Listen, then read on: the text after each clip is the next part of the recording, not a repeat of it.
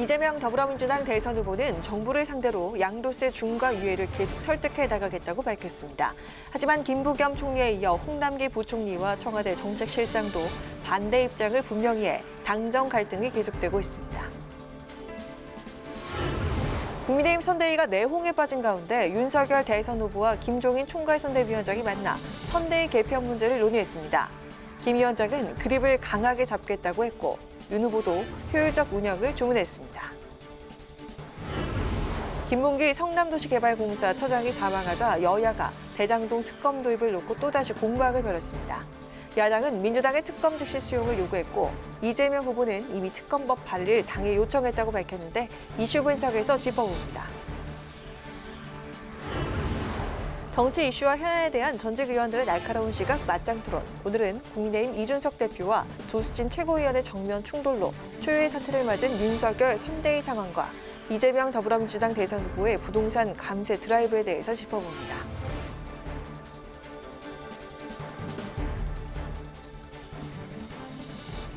여러분 안녕하십니까? 12월 22일 의정 종합뉴스 뉴스엔 시작하겠습니다. 다주택자 양도소득세 중과 유예를 둘러싼 더불어민주당과 정부의 이견이 표출되고 있습니다. 이재명 대선 후보는 정부를 계속 설득하겠다는 입장을 밝혔는데요. 민주당 지도부는 당내 부동산 세제 제도 개선 워킹그룹을 만들어 안을 만들겠다며 지원에 나섰습니다. 하지만 청와대와 정부가 연일 반대 입장을 분명히 하고 있어서 실제 추진할 수 있을지는 미지수입니다. 보도에 임채원 기자입니다. 다주택자 양도소득세 중과 1년 유예 카드를 꺼낸 이재명 더불어민주당 대선 후보. 정부와 청와대가 연일 반대 입장을 내놓자 대통령 선거 이후에 추진할 수 있다면서도 정부를 계속 설득하겠다는 입장을 밝혔습니다. 정부가 이미 유예 기간을 주기는 했지만 다주택자들에게 종합부동산세 부담이 현실화한 시점에서 한 번 더 유예해주면 주택 매물이 늘어날 수 있다는 설명입니다. 다주택자들이 이제는 정말로 팔아야 되겠다라고 생각을 하고 있는데 과중한 양도소득세 부담이 매물 출현을 막고 있는 상태입니다. 송영길 대표 등 민주당 지도부도 이재명 후보를 지원하고 나섰습니다. 민주당은 의원총회를 열고 당내 부동산 세제 제도 워킹그룹을 가동해 양도세 중과 유예를 둘러싼 이견을 조율해 나가기로 했습니다. 그 부동산 세제와 관련한 그 워킹그룹을 만들어서 다양한 당내 의견을 가진 분들로 구성해서 그 워킹그룹이 단일안을 만드는 논의를 우선 하도록. 하지만 민주당과 정부 간 이견이 커 절충점을 찾기는 쉽지 않아 보입니다. 앞서 김부겸 국무총리에 이어 홍남기 경제부총리도 다주택자 양도소득세 중과 유예 반대 입장을 다시 확인했습니다. 이호승 청와대 정책실장도 부동산 시장의 하향 안정화를 위해 정책의 일관성이 중요한 시점이라고 강조했습니다. 그 이후의 선택은 다음 정부가 또 할 수 있지 않을까. 다만 지금으로서는 좀 선택하기 어렵다 하는 점 말씀드립니다. 다만 당정이 워킹그룹을 통해 이견을 조정해 나갈 수 있다는 의견도 있습니다. 박수현 청와대 국민소통수석은 언론사 인터뷰에서 양도세 중과 유예 문제는 당정이 잘 조율하고 협의해가는 과정이라고 생각한다고 밝혔습니다. 국회방송 임천입니다. 국민의힘은 이준석 대표의 선대위 사퇴에 따른 수습 방안을 논의했습니다. 선대위 재편을 위한 전권을 넘겨받은 김종인 총괄선대위원장은 효율적인 선대위로 꾸려나가겠다는 각오를 밝혔고 이준석 대표는 선대위에 복귀할 의사가 없다는 입장을 재차 표명했습니다. 박지영 기자의 보도입니다. 호남 방문 일정을 앞두고 윤석열 대선 후보는 김종인 총괄선대위원장과 만나 이준석 대표의 선대위 사퇴에 따른 수습 방안을 논의했습니다. 윤 후보와 김 위원장은 선대위가 좀 더 효율적으로 운영될 수 있도록 하는 데 공감한 것으로 전해졌습니다. 또 조수진 의원의 사태로 공석이 된 공보단장을 신속하게 인선하기로 했고 다만 이 대표의 사태로 공석이 된 홍보미디어 본부장 인선은 잠정 보류했습니다. 김 위원장은 윤 후보를 만난 데 이어 이준석 대표와 오찬 회동도 가졌습니다. 하지만 이 대표의 선대위 복귀와 관련한 논의는 없었다고 전했고 이 대표 역시 선대위에 복귀할 의사가 없음을 재차 밝혔습니다. 또 당대표로서 대선 역할론에 대해선 자신이 빠져야 이긴다고 하는 사람들에게 물어보라고 말했습니다. 김종인 위원장은 선대위 재편과 관련해 현 선대위를 대폭 개편하기보단 효율적이고 유능한 선대위로 만들어가겠다고 밝혔습니다. 소통 채널을 강화하고 중복되는 업무를 축소하겠다는 구상입니다. 앞으로 우리 선대위가 어떻게 효율적으로 저희 선거를 임할 것인가에 대해서 새로운 각오로 선대위를 가져가 꾸려나갈 그런 각오를 가지고 있습니다. 구체적으로 임태희 총괄 상황본부장이 이끄는 종합상황실 역할을 강화해 후보 일정과 메시지를 조율해 나갈 것이란 전망이 나옵니다. 국회방송 박지영입니다. 이재명 더불어민주당 대선 후보는 과학기술 분야 공약을 발표하며 정책 행보를 이어갔습니다. 주요 공약은 과학기술혁신 부총리제 도입과 달 착륙 프로젝트 완성입니다. 김문기 성남도시개발공사 개발 1처장 사망에 대해 안타깝다고 밝혔고 아들 문제에 대해선 자신의 잘못이라며 책임을 감수하겠다고 했습니다. 김세정 기자가 보도합니다. 이재명 후보가 과학기술 분야 공약을 선보이며 미래 비전을 제시했습니다. 전문가들과 함께 공약 발표에 나선 이 후보는 과학기술 혁신 전략을 최우선 국정과제로 삼겠다고 밝혔습니다. 세계가 놀랄 정도로 강력하게 과학기술 투자에 집중하겠습니다. 명운을 걸고 대한민국을 과학기술 강국으로 발돋움시키겠습니다. 과학기술혁신 부총리제를 도입해 기획과 예산 권한을 대폭 위임하고 2030년까지 우주 탐사의 시작인 달 착륙 프로젝트를 완성하겠다고 약속했습니다. 원전 정책 방향에 대해선 감원전 정책이라며 가동 중이거나 현재 건설하고 있는 원자력 발전소들은 가동 연한까지 사용하고 신규로 건설하진 않겠다고 했습니다. 건설이 중단된 신한울 3, 4호기는 폐기됐다기보다는 멈춰 있는 상태라며 상황은 변하는 것이기에 향후 국민의 뜻을 존중해 처리하겠다고 밝혔습니다. 이런 가운데 대장동 개발 사업의 핵심 실무자인 김문기 성남도시개발공사 개발 1처장이 사망하면서 대장동 이슈가 다시 수면 위로 떠올랐습니다. 당시 성남시장이었던 이재명 후보에게도 기자들의 질문이 쏟아졌는데 이 후보는 한국여성기자협회 창립 60주년 기념식에 참석한 뒤 기자들과 만나 대장동 의혹에 대해 실체를 명확하게 밝혀야 한다고 말했습니다.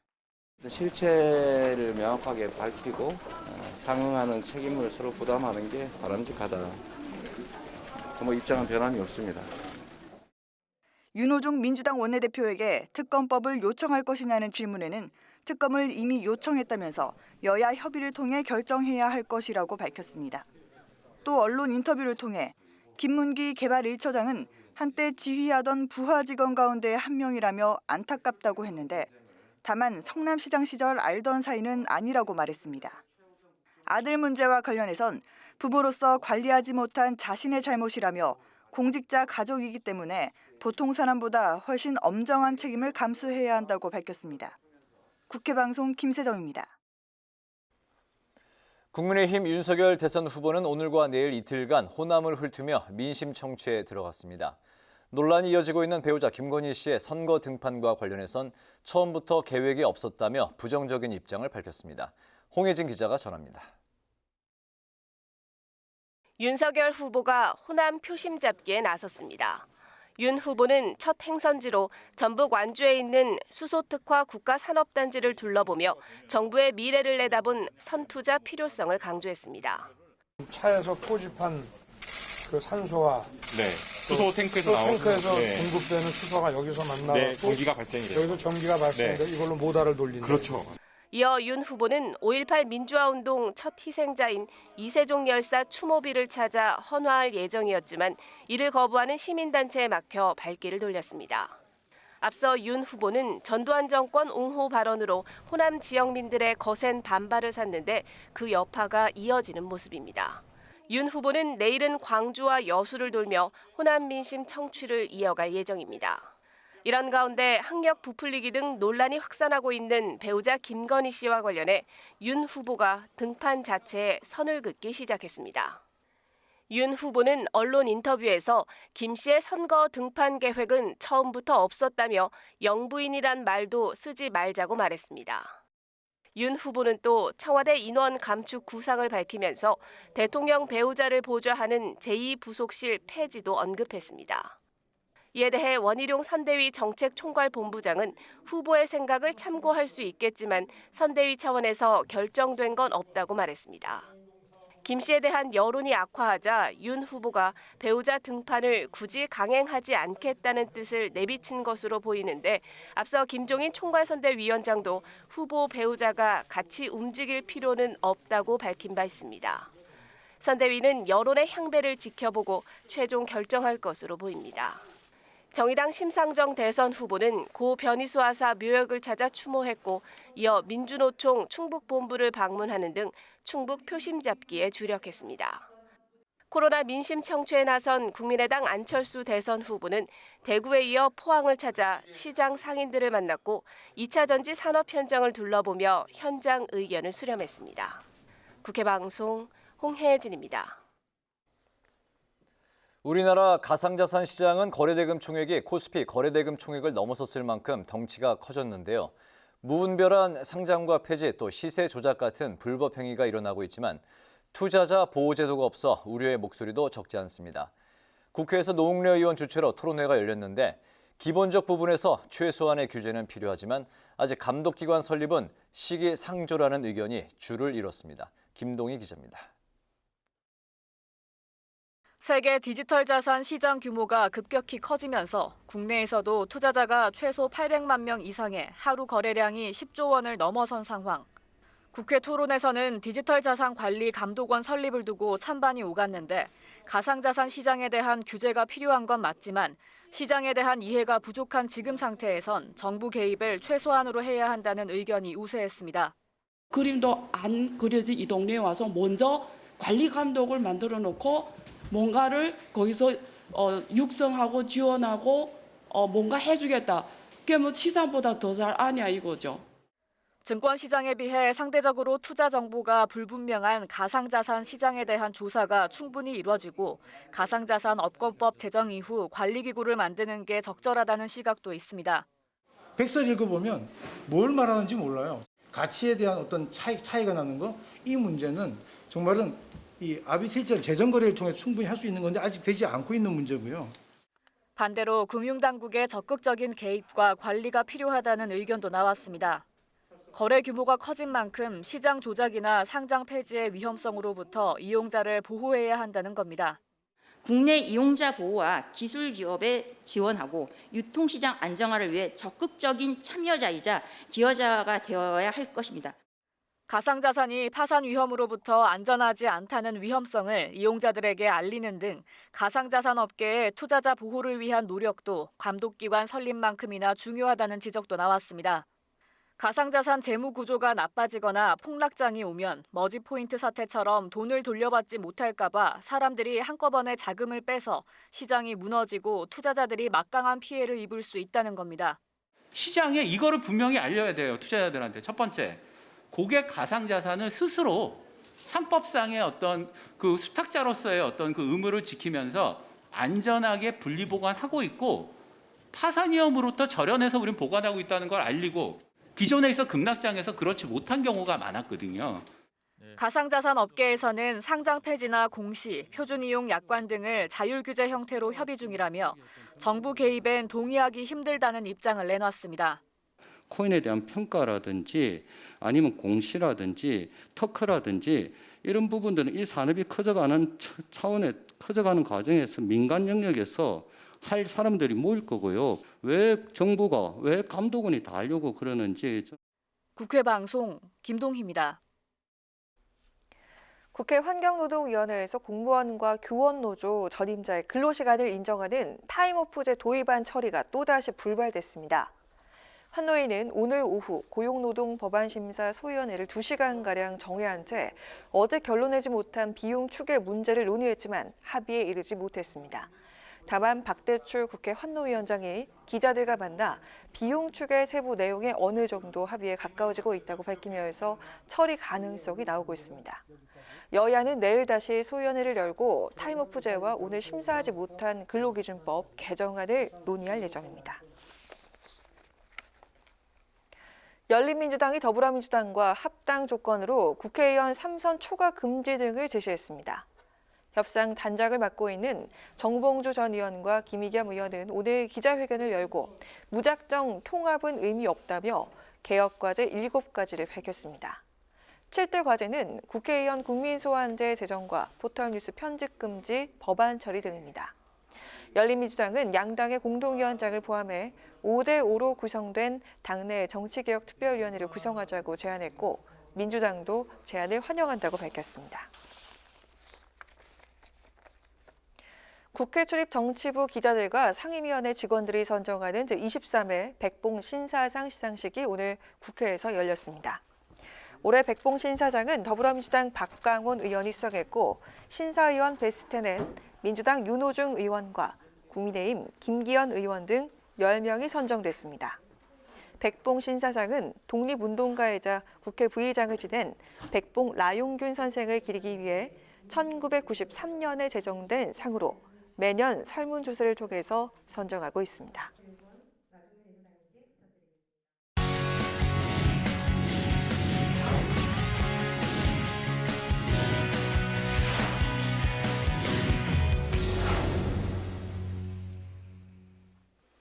네, 오늘 이슈 분석 김희연, 태윤영 두 기자와 함께합니다. 두 분 어서 오십시오. 안녕하세요. 네.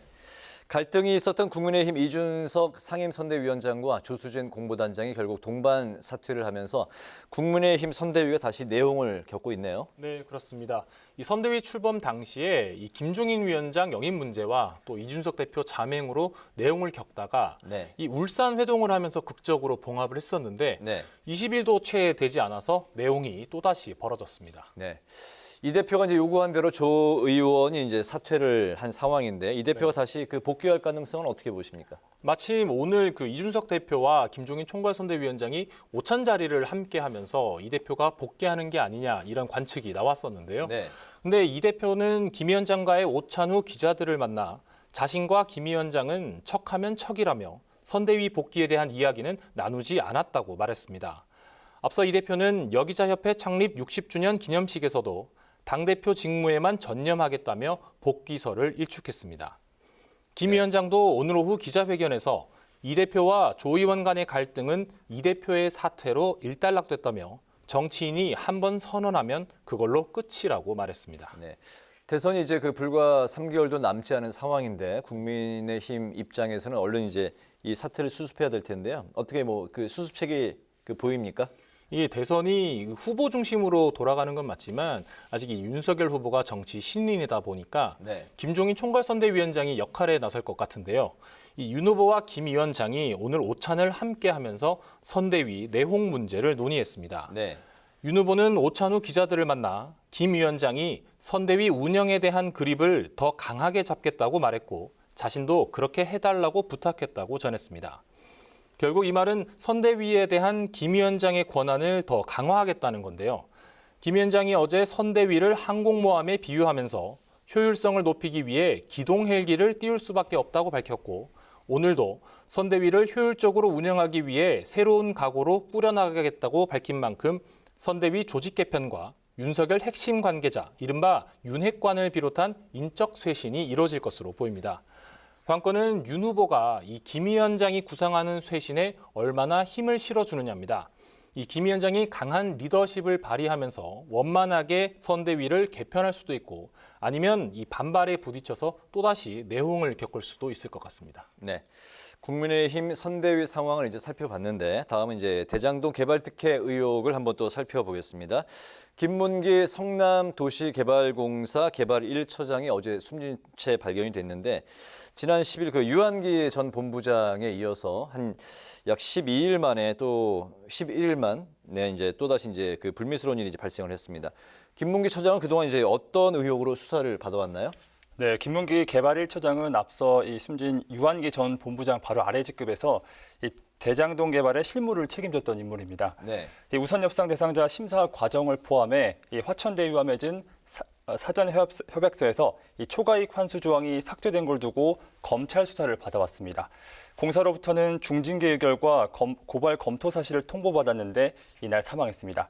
유한기 전 본부장에 이어서 김 처장마저 숨지면서 대장동 의혹의 윗선을 규명하는 데 차질을 빚을 거란 관측이 나오고 있습니다. 네, 김문기 전 개발 1처장 그 죽음에 대해서 이재명 후보 입장은 어떤 건가요? 이재명 후보는 특검 의지를 재확인했습니다. 이 대장동 특검과 관련해서 당에 이미 요청해 놓은 상태라고 밝혔는데요. 유한기 전 본부장이 사망했을 때와 비슷하게 실체를 명확히 밝히고 이 상응하는 책임을 부담하는 게 맞다는 입장은 변함없다고 말했습니다. 민주당은 사망 하루 뒤에 애도를 표한다. 이 수사기관의 공정하고 신속한 수사를 촉구한다. 이렇게 짧게 논평했습니다. 네. 그동안 이제 대장동 특검을 계속해서 주장해왔던 그 야당은 이번 일로 공세를 더 강화하고 있죠. 네, 야권에선 김 처장 사망 사건을 두고 이 후보의 특검 수용 압박 수위를 한껏 끌어올리고 있습니다. 국민의힘 이양수 대변인은 검찰 수사가 미적되는 사이에 핵심 인사가 죽음으로 내몰리고 있다면서 진실을 밝힐 방법은 특검뿐이다 이렇게 강조했습니다. 국민의힘 김진태 이재명 비리검증특위 위원장은 검찰을 찾아서 이 후보를 당장 수사하라고 압박했는데요. 심상정 후보 역시 후보에게 책임을 묻지 않을 수 없다며 특검을 결정하라고 날을 세웠습니다. 안철수 후보도 긴급 성명을 통해 이 특검 수사로 죽음의 행렬을 중단시켜야 한다면서 재차 대장동 특검을 촉구했습니다. 네, 여야 모두 현재 대장동 특검 도입을 이제 주장하고 있는 상황인데 대선 전까지 특검 어떻게 가능성이 있을까요? 사실 가능성은 좀 낮아 보입니다. 이 여야 후보가 말로만 특검을 되풀이하고 있기 때문인데요. 이 정치권에서 대장동 특검 관련된 얘기는 줄곧 이어져 왔는데 이 급물살을 탄 건 지난 10일 유한기 전 본부장이 사망하고 나서부터입니다. 이 후보는 앞서 조건부 특검을 수용했다가 이 무조건 수용으로 입장을 바꿨고 이 전 본부장 사건 이후에는 조속히 특검을 추진하자 이렇게 강조했습니다. 하지만 수사 범위를 두고 여야 간 이견을 보이면서 임시국회가 열리고 있는 지금 이 시점에도 사실상 물밑 협상조차 이루어지지 않고 있습니다. 윤석열 후보도 부산저축은행 부실 수사 의혹을 특검에 포함하자는 민주당 요구를 받아들였는데요. 하지만 양당 모두 대장동 특검 법안을 재발의하지는 않았습니다. 대선 공식 선거운동이 내년 2월 15일에 시작됩니다. 늦어도 그 전까지는 특검을 구성해야 한다는 의견이 지배적인데 수사기관 등을 고려하면 그마저도 늦어서 사실상 특검 가능성은 낮아 보입니다. 네, 그렇군요. 오늘 그 이슈 분석에서는 국민의힘 김종인 선대위 쇄신 그리고 대장동 특검 가능성을 중심으로 살펴봤습니다. 김희연, 태윤영 기자 두 분 수고했습니다.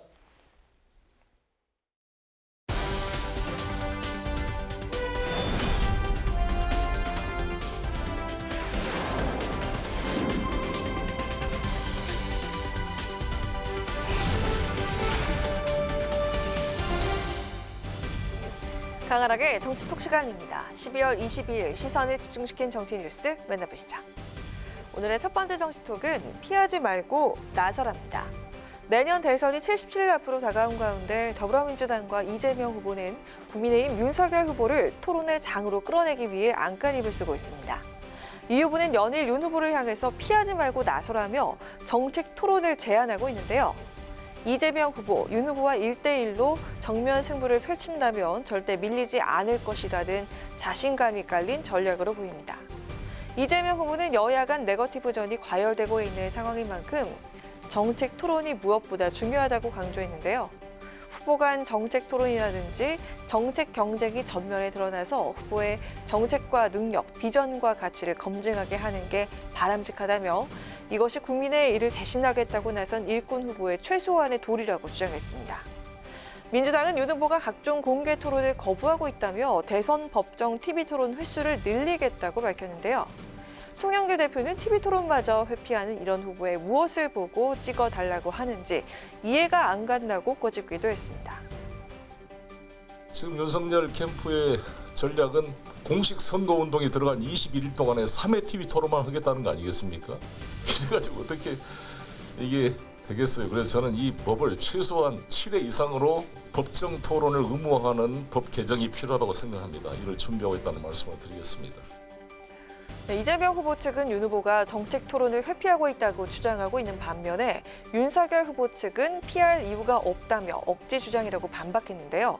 이 후보 보란 듯이 윤 후보에게 일주일에 한 번 1대1 정책 토론을 벌이자고 거듭 제안했다고 하죠. 토론을 피하는 이미지가 치명타가 될 수 있다는 지적이 나오는 만큼 윤 후보는 과연 이번 정책 토론 제안에 응하게 될까요? 이어서 오늘의 두 번째 정치톡은 김건희 등판 계획 없었답니다. 윤석열 국민의힘 대선 후보가 한 언론과의 인터뷰에서 부인 김건희 씨의 활동에 대해 제 부인은 정치하는 걸 극도로 싫어한다며 선거 중 아내의 등판 계획은 처음부터 없었다고 말해서 눈길을 끌고 있습니다. 국민의힘 선대위 내용과 맞물려서 김건희 씨 등판도 사실상 어려워진 분위기인데요. 김 씨의 허위 이력 의혹에 대한 파장이 예상과 달리 커지자 김 씨 행보에 대한 입장을 선회한 것이 아니냐는 해석이 나오고 있습니다. 그도 그럴 것이 이달 초반에도 윤 후보는 김건희 씨의 선거 운동 참여에 대해서 긍정적 입장을 밝힌 바가 있는데요. 그 내용 직접 들어보시죠. 글쎄 뭐 적극적으로 할지는 모르겠는데 이제 어느 단계가 되면 대통령 후보의 부인으로서 자기가 해야 될 역할은 잘 할 거라고 저는 생각하고 있습니다. 윤석열 후보는 대통령의 배우자를 보좌하는 역할을 하는 청와대 제2부속실을 폐지하겠다고도 밝혔는데요.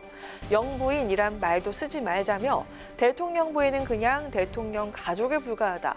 법 외적인 지위를 관행화시키는 건 맞지 않다고 밝혀서 당선되더라도 김 씨에게 공적인 역할을 맡기진 않겠다는 뜻으로 풀이되고 있습니다.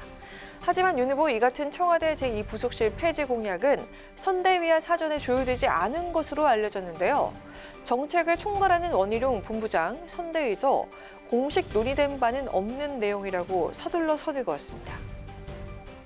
후보 생각이 저런 게 있으시구나라는 참고는 하겠습니다만은 공약으로 결정된 바는 전혀 없습니다. 후보가 그냥 얘기했다고 바로 공약이 되는 건 아니고요. 후보와 선대위가 그래도 최소한의 의논과 절차를 거쳐야죠. 윤석열 후보 부인 김건희 씨 등판에 정치권 안팎의 관심이 더없이 높은 지금인데요. 아내 등판 계획은 처음부터 없었다는 윤 후보 발언으로 김건희 씨의 등판은 과연 물 건너가게 될까요? 이상 지금까지 강아랑의 정치톡이었습니다.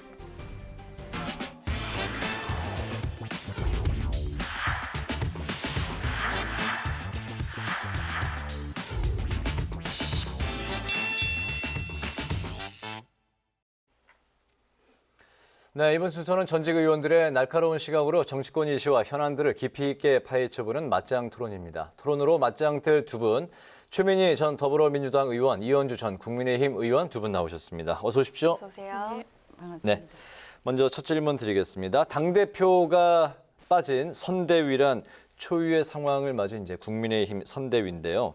이준석 대표 그리고 공보단장을 맡고 있는 조수진 의원 두 사람 다 사퇴를 했습니다. 이번 사퇴 본질은 이제 뭐 어떤 거라고 보시고 두 사람의 선대위직 동반 사퇴 두 분은 어떻게 평가하시는지 듣겠습니다. 먼저 최 의원님. 우선 본질은 윤핵관과 이준석 대표의 권력 투쟁이죠. 헤게모니 투쟁이고요. 갈등이 벌어진 거고. 그런데 그 갈등의 본질이라도 뭐가 계기가 됐냐.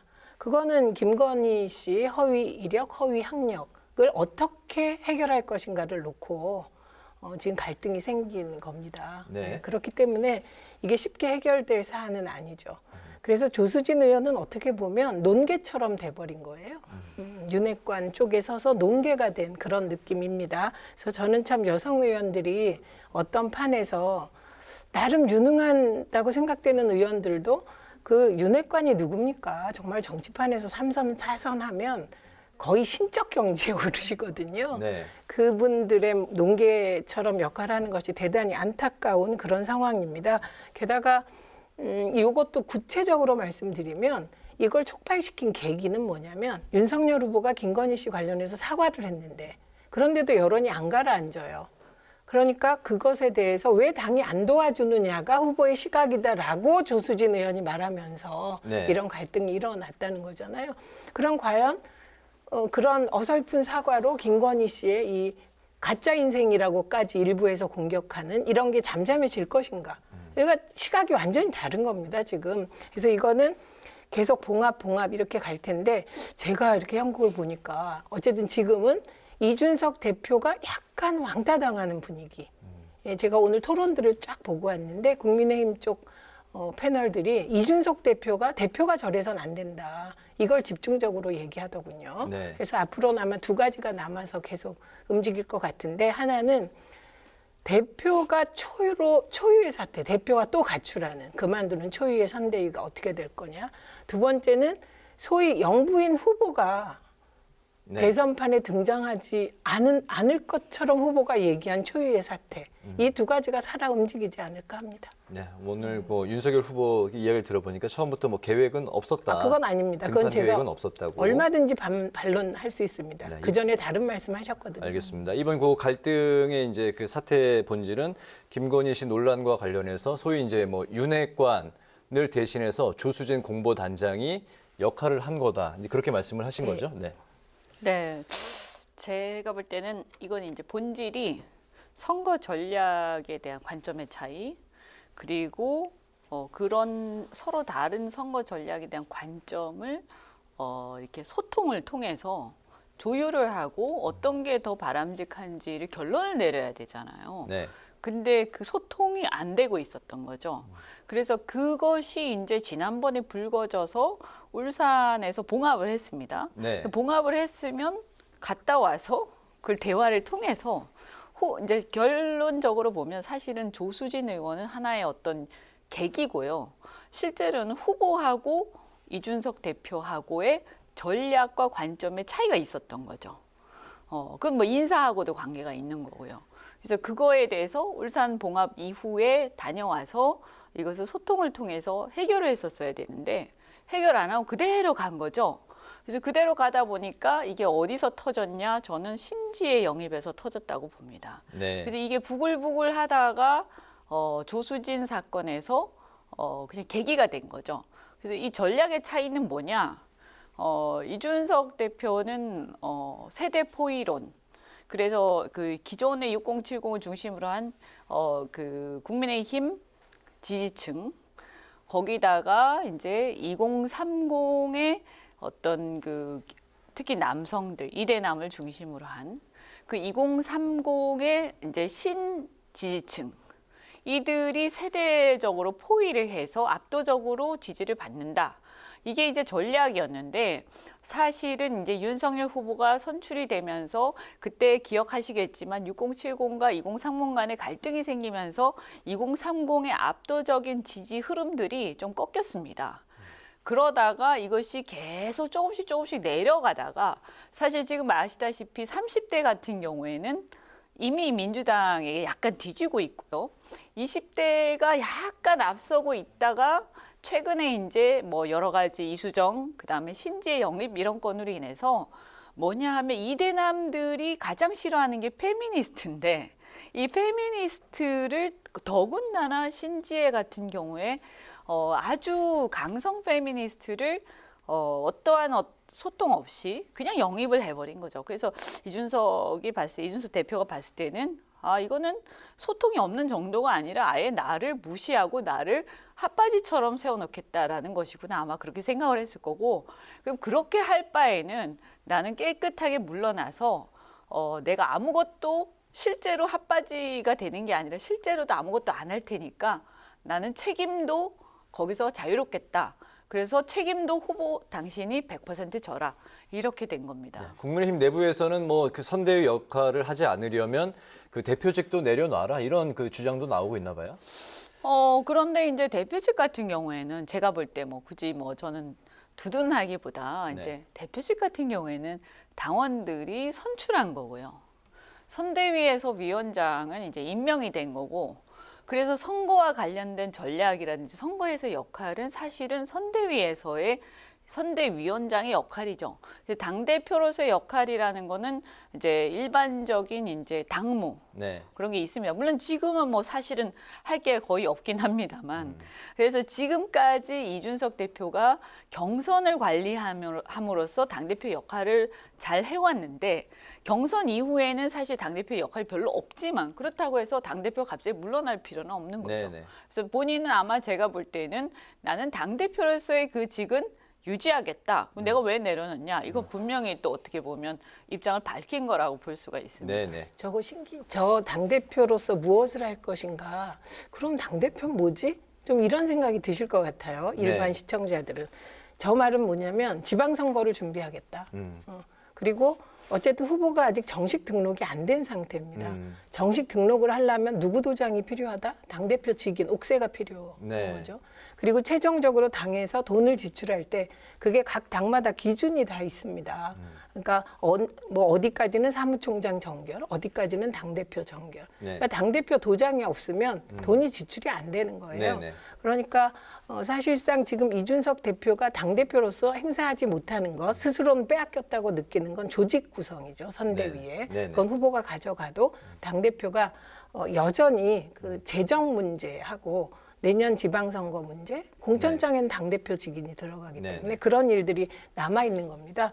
그리고 거꾸로 생각하면 이준석 대표 입장에선 당대표를 왜 내놓습니까?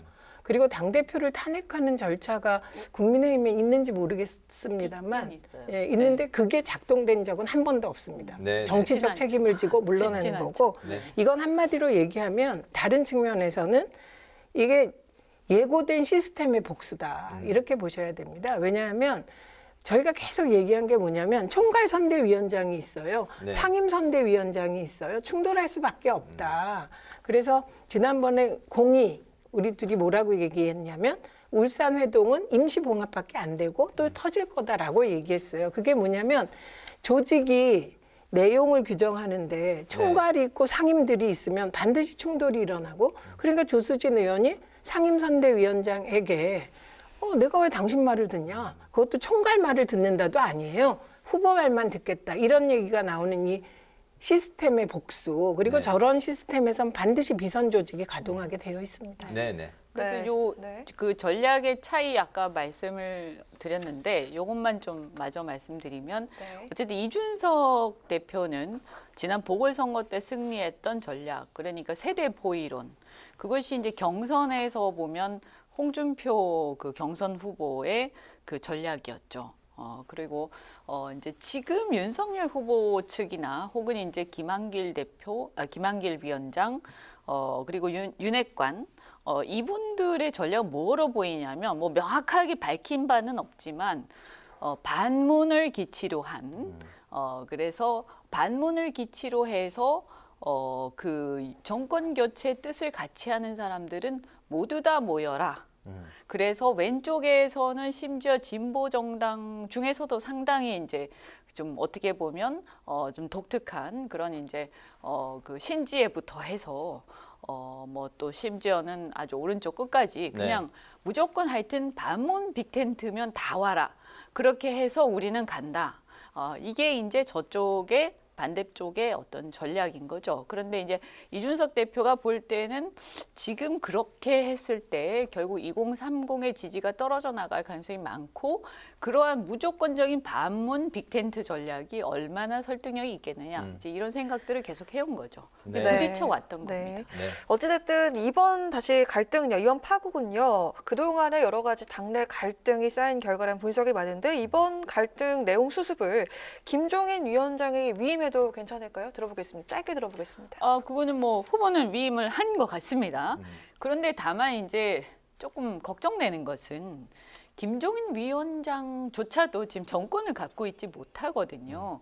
그조차도 예를 들면 지난번에 울산 그때 회동 때 임시로 봉합된 측면이 좀 있기 때문에 이것을 이제 수습을 하려면 말씀드린 것처럼 전략에 대한 정리, 그리고 윤핵관 내지는 이런 파리떼들에 대한 정리, 이런 게 필요한 것인데 김종인 위원장한테 그러한 권한이 과연 주어졌느냐.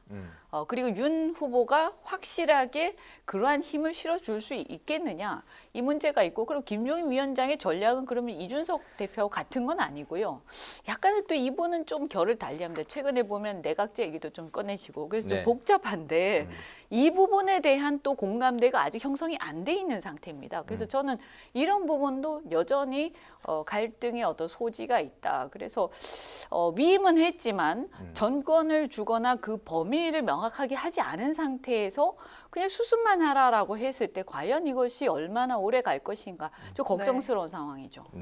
이게 칼을 쥐어준 거죠. 일단 후보는 안 보이고 이건 일반적인 방식입니다. 어려운 문제를 해결할 때 차도살인 하는 거죠. 원래 그 가장 권력을 가진 사람이 앞에 나오면 그건 이제 마지막이잖아요. 최후. 그렇기 때문에 김종인 위원장에게 칼을 쥐어준 겁니다. 그러니까 우리가 궁금한 건 그런 김종인 위원장이 그 칼을 휘두를 수 있을까? 이겁니다. 그리고 그 칼은 어느 방향으로 갈 것인가 궁금하잖아요. 네. 이럴 때 뭘 보셔야 되냐. 오늘 갑자기 김종인 위원장이 긴급 기자회견을 합니다. 그런데 네. 그 기자회견 내용과는 상관없이 기자들이 다 이준석만 물었어요. 그러니까 일단 실패한 거죠, 그게. 그리고 그런 질문이 나오니까 몇 마디 하시다가 나가버리고 임태희 본부장이 답을 하더군요. 근데 그 네. 무슨 말인지 잘 모르겠더라고요. 네. 그런데 그 기자회견을 하고 나갈 때 김종인 위원장 옆에 누가 붙어 있었느냐 못 보셨죠? 권성동 총장이 붙어 있었습니다. 네. 이건 뭘 얘기할까요? 그렇기 때문에 이게 윤핵관과 이준석 대표가 만약에 그 핵의 갈등을 벌인다면 어떻게 될 것이냐. 저는 이준석 대표 못 이긴다고 봅니다. 그래서 선대위를 떠나서 새로운 길을 모색하는 그런 과정인데 그 어쨌든 저는 저러다가 결국은 혹시 김종인 위원장께서 식물화되지 않을까 네. 이런 우려가 알겠습니다. 됩니다. 김종인 위원장의 선대위 쇄신과 관련해서 그 다음 질문이 또 있는데요. 그때 네. 또 마저 하시고요. 그리고 네, 저희가 말씀하신 준비한 자료 화면 기자회견과 볼까요? 네, 또 더불어서 보도록 하겠습니다.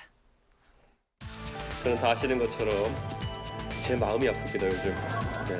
그리고 또 공교롭게도 저희 당내 여성 언론인 출신 정치인과 갈등이 있어가지고 이 자리에 오는 것이 더 참 특별합니다. 이준석 대표 어저께 사퇴하는 것으로 일단락 됐다고 저는 판단합니다. 정치인이 한번 국민 앞에 수사를 하면 그것으로서 우리가 그대로 받아들이는 것이 관행이 아닌가 이렇게 생각합니다.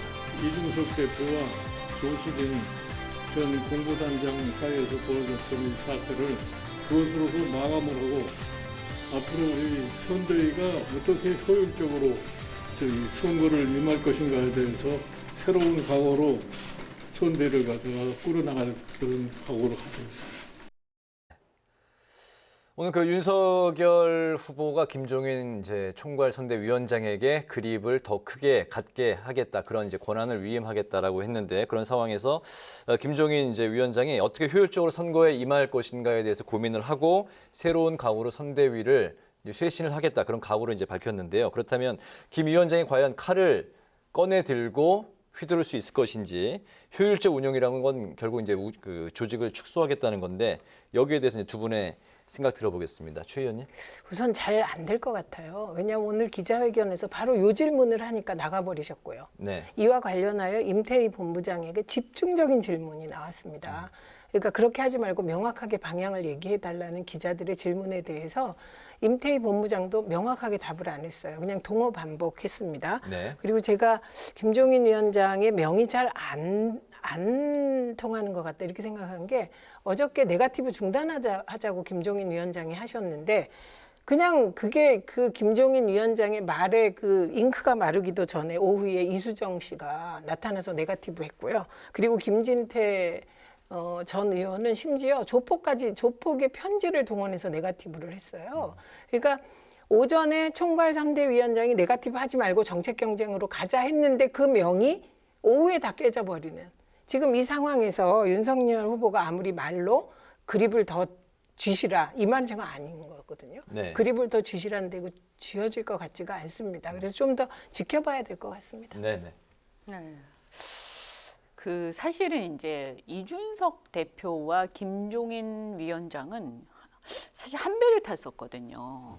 그리고 항상 서로 이렇게 필요한 관계였어요. 그래서 김종인 위원장은 어떻든 간에 당내 입지를 위해서 이준석 대표가 필요했고, 이준석 대표 입장에서도 자신을 계속 흔들기 때문에 윤핵관을 비롯해서, 그래서 김종인 위원장의 어떤 그 소위 말해서 카리스마 이런 게 필요했던 거죠. 그런데 저희가 봤을 때는 일종의 윤석열 후보가 검사 출신이라서 그런 것인지, 이렇게 싸움을 잘한다고 표현해야 되나요? 근데 이것이 효과가 지지율에서 좋게 나타날지는 모르겠습니다만, 저는 결국은 뭐냐 하면 김종인 위원장한테 굉장히 부담스러운 일을 맡긴 겁니다. 결국 이준석 대표가 안 돌아올 거라는 걸 알면서 이 해결을 김종인 위원장한테 맡긴 거거든요. 그러면 이렇게 되면 원래 김종인 위원장, 이준석 대표 편을 들어야 되는데 편을 들 수가 없는 상황이 되고 결국 각각 떨어지면서 저는 잘못하면 김종인 위원장도 오래 버티기가 힘들지 않을까. 어쩌면 그렇게 유도하고 있는 게 아닐까 하는 생각도 듭니다. 네, 이번엔 여당으로 가서 이야기 나눠보도록 하겠습니다. 민주당 이재명 대선 후보 다주택자 양도소득세 중과 한시 유예 의지를 오늘 재차 피력했습니다. 다주택자의 양도세를 중과하는 이유는 벌을 주거나 또는 세수를 늘리기 위해서 하는 것이 아니고 다주택자들이 시장에 매물을 내놓게 하는 게 최종 목표입니다. 양도세 중과 제도는 유지하되 일시적으로 단계적으로 해서 매물 출회를 도와주자. 그게 다주택자들에게도 유익하고 시장에도 유익한 길이라는 생각은 제가 변함이 없습니다. 양도세 중과 자체를 저희가 없애자는 건 아니기 때문에 계속 설득해 볼 생각이고. 네, 민주당이 약 3시간 전에 의총을 열고 이재명표 부동산 감세 토론을 펼쳤는데요. 이재명 후보도 1시간 뒤에 참석을 해서 방금 보신 것 같이 이야기를 했습니다. 정부와 청와대가 반대 입장을 냈는데 다시 재차 본인의 의견을 재확인시켰는데 이거에 대해서 두 분의 의견 들어보도록 하겠습니다. 먼저 이현주 의원님. 네. 지금 이제 정권 교체 여론이 굉장히 높은데 이 원인이 뭐냐? 첫 번째는 이제 조국 사태와 LH 사태를 비롯한 내로남불이고요.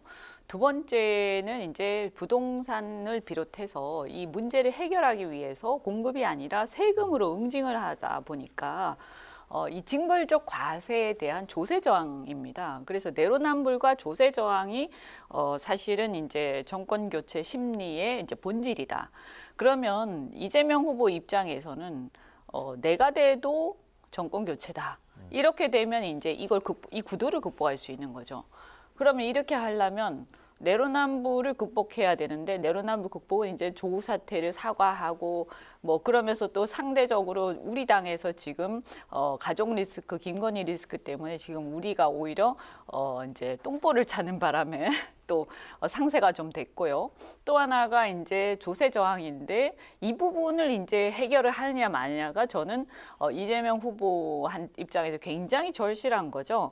근데 여기서 이제 저는 이 양도세 중과 문제 이거 유예한다라고 얘기는 하지만 과연 이게 되겠느냐. 왜냐하면 문재인 정부 입장에서 보면 지금까지 문재인 정부의 어떤 정체성과 어떤 큰 내용인데 이걸 이재명 후보한테 밀릴 경우에는 어떻게 보면 약간의 내부의 권력 싸움 같은 그런 문제도 있거든요. 그래서 저는 쉽지 않을 것이다. 그리고 만약에 이것을 제대로 풀지 못하면 결국 이재명은 합니다.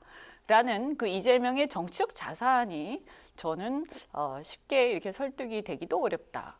그래서 굉장한 어떻게 보면 내용적으로는 굉장히 위기에 처해 있는 거죠. 이게 어떻게 되느냐 하는 것은. 민주당의 위기다. 우선 계속 위기였죠. 부동산 관련해서. 그래서 새로운 위기는 아닌 것 같습니다. 그래서 이재명 후보가 내놓은 게 그러면 집권후에 하겠다 즉시 이렇게까지 갔어요. 근데 그런 정치공학적인 접근 말고 제가 여기 오기 전에 부동산 몇 군데에 이제 전화를 해봤어요. 그 사람들하고 얘기를 해봤더니 우선은 매물 잠김 현상은 분명히 있다. 왜냐하면 정권이 교체될지 재창출될지를 보고 사람들은 내가 최대한 손해를 안 보는 방향으로 하려고 하기 때문에 매물 잠김은 확실히 있다. 그러나 종부세의 효과는 크다. 다주택자들이 집을 내놓으려고 한다.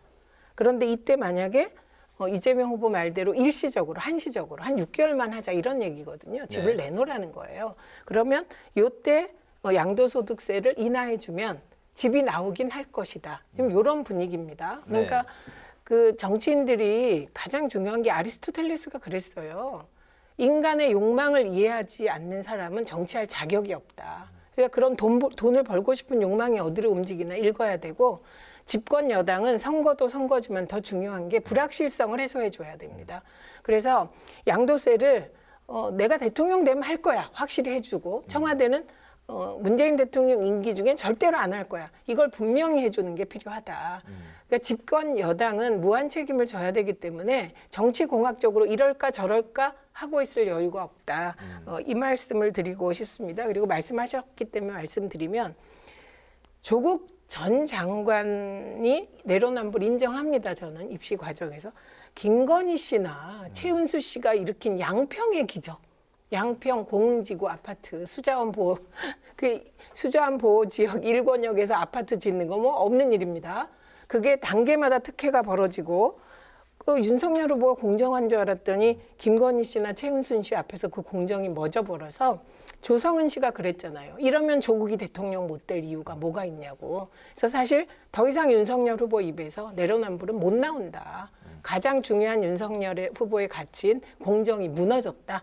저는 이렇게 봅니다. 네, 김건희 씨 이야기가 나왔기 때문에 이현주 의원님이 또 이제 바로 관련 발언을 하실 것 같은데 네. 양도소득세 중과 관련해서 그 다음 질문이 또 있기 때문에 예. 요거를 마저 마무리하고 시간이 만약에 여유가 있으면 네, 관련해서 듣겠습니다.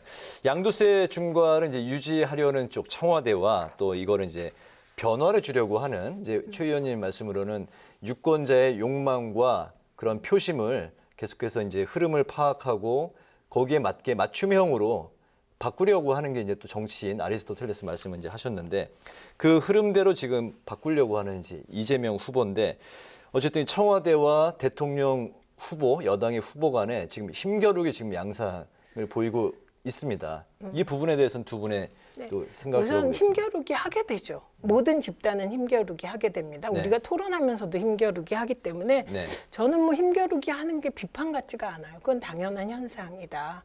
그런데 이런 측면도 있습니다. 문재인 정부의 투기 억제 정책이 하나가 종부세거든요. 문재인 정부는 이 종부세 기조를 확실히 가면 양도소득세 인하하지 않아도 매물이 나온다. 이렇게 보고 있는 거예요. 그거는 문재인 정부의 철학이기 때문에 그 문재인 정부가 그거를 지키려고 하는 건 문재인 정부 내에서 너무 당연한 거다.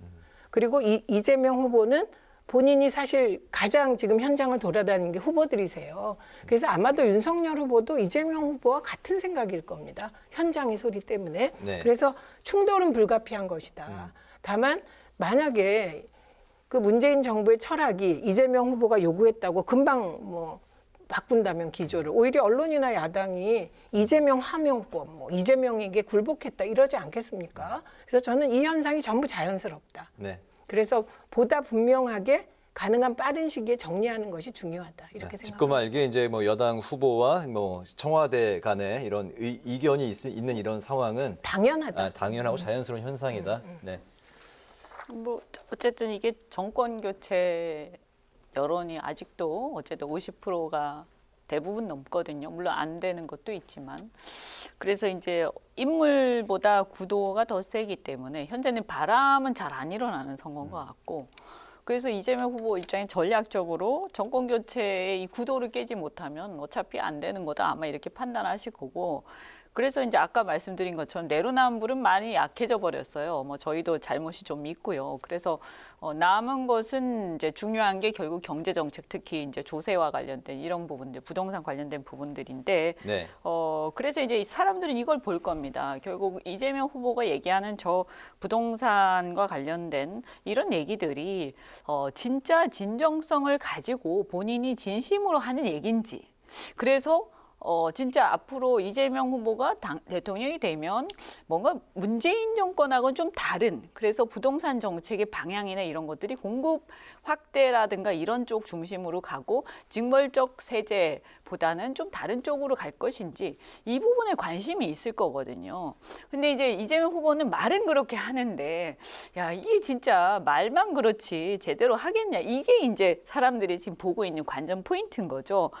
그래서 이게 선거용이냐 아니면 진정성이 있느냐. 근데 이제 저희가 봤을 때는 두 가지 측면이 있는데 그럼 왜 경기도지사 할 때는 아무 말도 안 하셨냐. 그럼 이게 진정성이 없는 거 아니냐라는 포인트가 하나 있고 또 하나는 지금 그러면 어쨌든 물론 문재인 정권의 생각을 바꾸는 게 어렵긴 하겠지만 그러나 이런 충돌을 하지만 끝에 가서는 아무것도 해내지 못한다면 그것도 역시 쇼라고 볼 수밖에 없지 않냐 이렇게 이제 저희는 얘기를 하는 거죠. 예, 네네. 그걸 어떻게 설득하느냐. 저는 그건 아니, 이제 근데 과제 아니겠습니까? 투기에 이재명 대한 후보 측에? 강력한 네. 억제 정책은 이재명 후보도 똑같습니다. 네. 지금 양도세 유예는 일시적으로 하자는 거예요. 네네. 그렇기 때문에 본질적 차이가 없습니다. 다만 공급을 정말 깜짝 놀랄 만큼 각종 다양한 형태로 하겠다. 네네. 이 또한 문재인 정부도 같았던 것 알겠습니다. 같은데요. 오늘 맞짱 토론 이제 정리하겠습니다. 오늘은 윤석열 후보 선대위 상황 그리고 이재명 후보의 부동산 감세 드라이브를 중심으로 두 분의 토론 지켜봤습니다. 지금까지 최민희 전 더불어민주당 의원, 이현주 전 국민의힘 의원 두 분과 함께했습니다. 의원님 오늘 말씀 잘 들었습니다. 네, 고맙습니다. 잘 들었습니다. 내일은 점차 하늘에 구름이 많아지겠습니다. 내일 아침 기온 오늘과 비슷해서 서울이 영하 3도로 출발하겠고요. 한낮 기온은 서울 7도까지 오르겠습니다. 네, 오늘 뉴스에는 여기서 마치겠습니다. 국민의 국회를 위해서 내일도 뉴스엔이 함께하겠습니다. 시청해주신 여러분 고맙습니다.